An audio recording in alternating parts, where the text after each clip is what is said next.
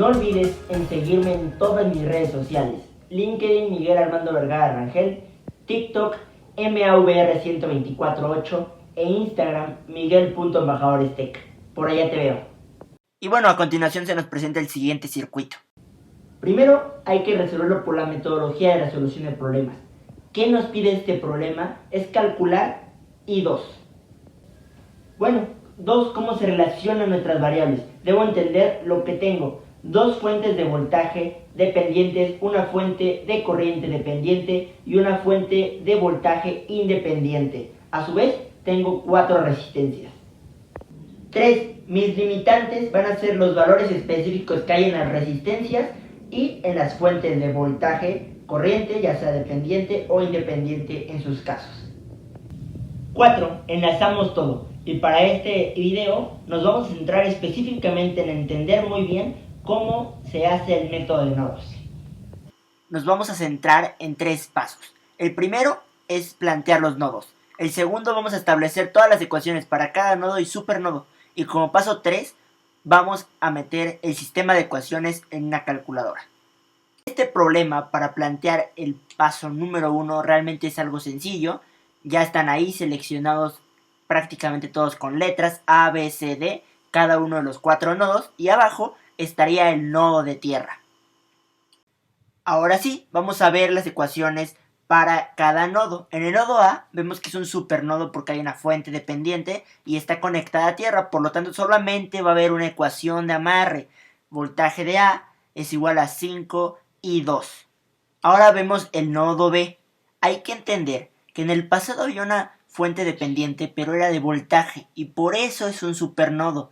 Del lado derecho abajo hay una aclaración: siempre va a haber un supernodo en el método de nodos si hay una fuente de voltaje, ya sea dependiente o independiente. En este caso, para el nodo B, no hay una fuente de voltaje, sino es de corriente dependiente. Ahora sí, sacamos la ecuación del nodo B.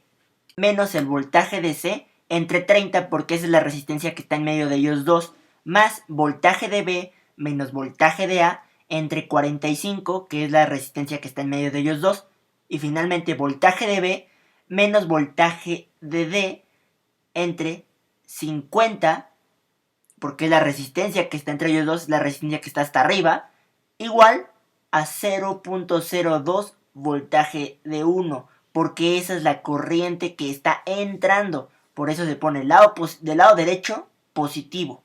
¿Y por qué se desarrolló así la fórmula?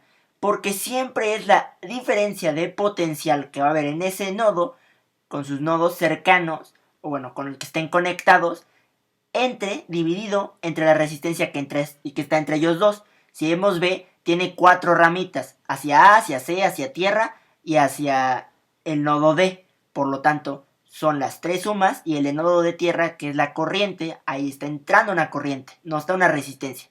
Entonces por eso se coloca del lado derecho y, como dijimos, de positivo. Ahora vamos a la ecuación del nodo C, que como vemos es un supernodo porque hay una fuente de voltaje hacia él. Por lo tanto, solo tiene una ecuación de amarre porque está conectado a tierra. Eso nos había faltado decir. ¿Por qué solamente hay una ecuación de amarre en los supernodos que estamos viendo en este ejercicio? Porque están conectados a tierra. Por lo tanto, para esta ecuación queda voltaje del C, que desde el nodo C, igual a 100 volts. Ahora vamos a ver la ecuación del último nodo. También es un supernodo este último, el D, porque pues hay conectada una fuente de voltaje, en este caso dependiente. Por lo tanto, VD, el voltaje de D, es igual a 0.2 por V3.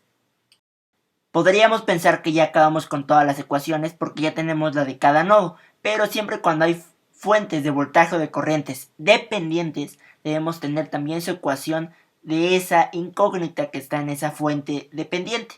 Por lo tanto, como tenemos 3 fuentes dependientes, necesitamos 3 ecuaciones más. Y bueno, para la primera, que vamos a identificar es I2, vamos a aplicar ley de Ohm. Intensidad es igual a voltaje entre resistencia. Voltaje es la diferencia de potencial entre los nodos que esté esa. Como vemos que va hacia B, entonces va de BD a menos BB. Por eso vamos a colocarlo así, esa diferencia entre 50 ohms, que es la resistencia que está pues directamente relacionada. La siguiente de la que veremos es B1, que vamos a aplicar diferencia de potencial. B1, si la identificamos, está entre el nodo D y C, por lo tanto vamos a hacer esa resta. El más está más cercano al voltaje D, por lo tanto está con positivo, menos el voltaje C está más cercano al menos. Finalmente vamos a ver diferencia igual de potencial para el voltaje 3, lo identificamos, está hasta arriba, igual está entre el voltaje D y voltaje DB, entonces el voltaje de D está más cercano al más, por lo tanto es voltaje D positivo, menos el voltaje de B porque está más cercano al menos. Ahora sí, tenemos todas nuestras ecuaciones ya terminadas y estas ahora sí van al último paso, meterlas a la calculadora. Para meterlas en el software, seguramente vas a requerir ponerlas en incógnitas más sencillas. Por ejemplo, yo las coloqué de esta manera. BA es igual a X, BB igual a Y y así con todas las demás. Por ejemplo, yo usé una calculadora llamada Texas y pues ahí lo metí de esta manera y me dio los resultados correspondientes. Estos fueron los resultados para voltaje de A, voltaje de B, voltaje de C, pues ya lo teníamos, voltaje de D, I2, B1 y B3. Si recordamos lo que nos pedía era I2. Por lo tanto, I2 es menos 0.377 amperios. Muchas gracias por ver el 8º capítulo de la serie Metodología de Resolución de Problemas. Quédate al pendiente al que sigue. Y bueno, nos vemos en la próxima.